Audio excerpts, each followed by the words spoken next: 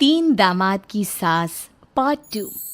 अब तक आपने सुना कि कावेरी जी अपनी तीनों बेटियों ईशा, मोहिनी और सुहाना की शादी तीन घर जमाई लड़कों के साथ करवा देती है। उन्हें लगता है कि ये लड़के शायद घर का कामकाज संभाल लेंगे, लेकिन उनके तीनों घर जमाई बहुत आलसी थे। वो नौकरी भी नहीं करते थे और बाहर का काम भी नहीं। कावेरी जी ने अपनी बेटियों से कहा कि वो प्रेगनेंसी का बहाना बनाकर अपने पतियों को सबक सिखाए। अब सुनिए आगे। मम्मी, आपने जैसा कहा था हमने वैसा ही किया, लेकिन देखिए ना, विवेक का हाल तो वैसा का वैसा ही है। घर में ना सुबह का नाश्ता बनता है और ना खाना।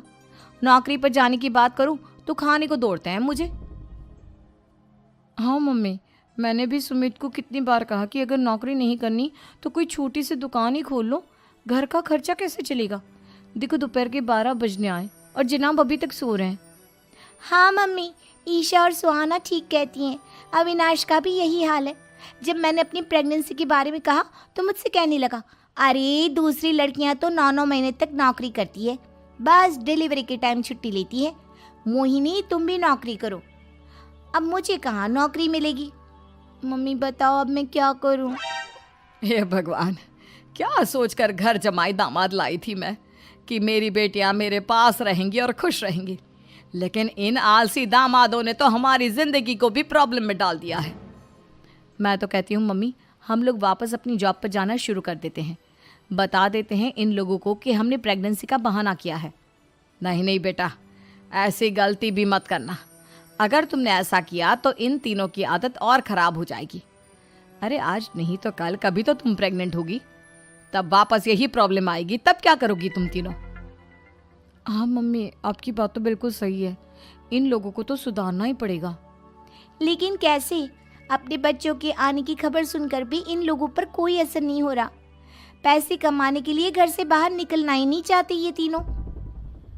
अब मेरे दिमाग में एक प्लान आया है। तुम तीनों चिंता मत करो, उन तीनों को बुलाओ, फिर मैं बात करती हूँ। थोड़ी देर बाद कावेरी जी अपने तीनों दामादों को सामने बुलाकर अपनी बात कहना शुरू करती हैं। अविनाश, सुमित और विवेक, देखो बेटा, मैं ना तुम तीनों से बड़ा प्यार करती हूँ, इसीलिए तो तुम्हें घर जमाई बना कर रखा है मैंने। अरे मम्मी जी, सीधे सीधे कहिए ना, क्या बात है? प्यार तो हम भी आपको बहुत करते हैं। अरे मम्मी जी, आपकी इज्जत भी बहुत करते हैं। अरे भाई, आपके जैसी सास और कमाने वाली बीवी सबको मिलती है क्या? हाँ मम्मी, विवेक और सुमित ठीक कह रहे हैं। आपकी बेटी से शादी करके मेरी तो ज़िंदगी ही अच्छी हो गई है। जानती हूँ मैं, और ये भी जानती हूँ कि तुम तीनों अपने अपनी बीवियों से बहुत प्यार करते हो।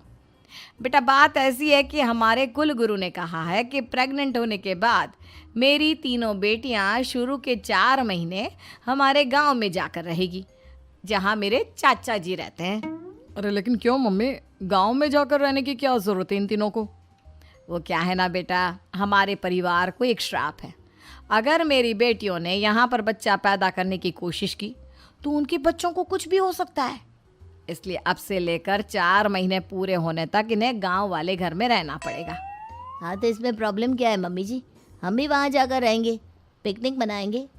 अरे भाई, बीवी जहाँ हम भी वहाँ। हाँ यार, आइडिया तो बहुत अच्छा है।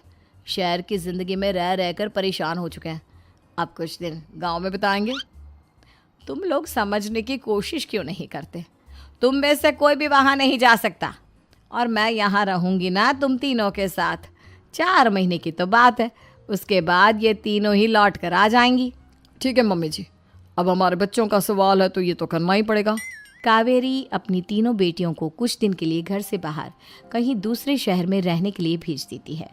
कुछ दिनों के बाद, अरे मम्मी जी, बहुत दिन से पिज्ज़ा नहीं खाया, मंगवाइए ना। क्या बताऊं बेटा, पहले तो बेटियां खर्चा दे देती थी क्योंकि उनकी नौकरी थी, लेकिन अब तो मेरे पास पैसे ही नहीं बचे। थोड़े बहुत पैसे हैं जो बच्चों की डिलीवरी में काम आएंगे। लेकिन मम्मी जी, आपकी बेटियों को वापस आने में तो अभी बहुत वक्त बाकी है। वही सोच सोच कर परेशान हो रही हूँ। सोच रही हूँ कल से दूध भी बंद करवा देती हूँ। अब दूध वाले को देने के लिए पैसे भी तो नहीं है ना। अरे नहीं नहीं मम्मी जी, अगर दूध भी बंद करवा दोगी तो मुझे चाय कहाँ से मिलेगी? और चाय के बिना मैं तो मर ही जाऊँगा।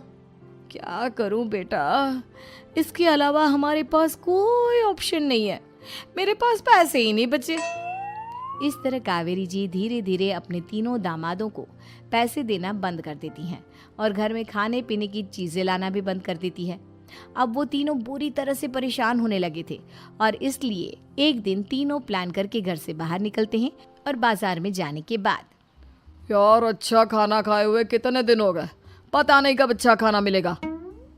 हमारी बीवियों के जाने के बाद तो हमारी हालत भिखारियों जैसी हो गई है यार। कुछ भी हो, मुझे तो आज पिज्ज़ा खाना ही खाना है। जेब में 1 रुपया नहीं और पिज्ज़ा खाएगा, कहाँ से आएंगे पैसे? अरे देख वहाँ सामने बोर्ड पर क्या लिखा हुआ है, कंप्यूटर पर काम करने के लिए एक आदमी की आवश्यकता है। भाई मैं तो जा रहा हूँ, काम करूँगा और शाम तक पैसे लाकर आराम से पिज्ज़ा खाऊंगा। जा जा, तुझे कोई काम नहीं देने वाला, हम तो घर जा रहे हैं। चल भाई सुमित।